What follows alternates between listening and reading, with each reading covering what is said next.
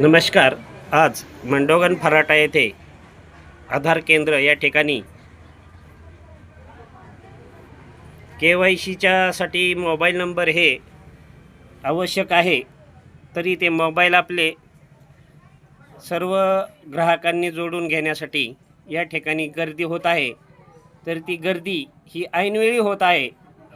महाराष्ट्र शासनाने लाडक्या बहिणी ह्या योजनेसाठी कालावधी दिलेला असतानाही काही महिलांनी मात्र ऐनवेळीच ही गर्दी केल्यामुळे आज मांडोगन फराटामध्ये खूप काही त्रासदायक ही सेवा देण्यास अडचणी येत आहेत. आणि एकच सेंटर असल्यामुळे या ठिकाणी वाद तसेच नंबरबाबत खूप काही वादग्रस्त घटना ह्या घडू शकतात. तरी सर्व जे लाभार्थी आहेत यांनी आपल्याला शासनाने दिलेल्या मुदतीतच आपण आपली KYC राहिली असेल अथवा काही मोबाईल नंबर जॉईन करायचे राहिलेले असतील तर ते मात्र आपण आपल्या हलगर्जीपणामुळे अथवा आपल्या चुकीमुळे मात्र हा ताण जो येत आहे आज यंत्रणेवर याला सर्वस्वी जबाबदार हे उशिरा येणारे नाहीत का असा प्रश्न मात्र निर्माण होत आहे.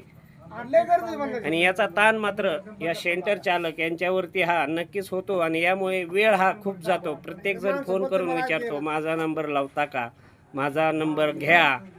आणि लाईनमध्ये उभे राहणारे यांना मात्र कोणतेही प्रकारचा त्रास होऊ नये याची काळजी मात्र आज सेंटर चालक प्रसाद कटारिया यांनी घेतलेली आहे. कोणाचाही नंबर हा मध्ये घेतला जाणार नाही अशी त्यांची प्रतिक्रिया आहे. सर, 2 मिनिटं. आपल्याला जर एखाद्याने फोन केला तर आपण नंबर घेता का? आज जी लाईन लागलेली आहे या लाईनशीरच आपण काम करणार ना?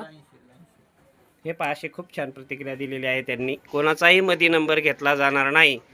बरं, आपलं काय म्हणणं होतं, कोणाच्या घरी नंबर फोन नसतात का? एकाच्या घरात एक असल्यानंतर एखाद्यावर KYC राहू शकते. असं 1% घर आहे. आज 99% लोकांचे मोबाईलचे व्हाउचर दुसरे मारतात. तेव्हा ही मोबाईलची समस्या सांगणं योग्य नाही.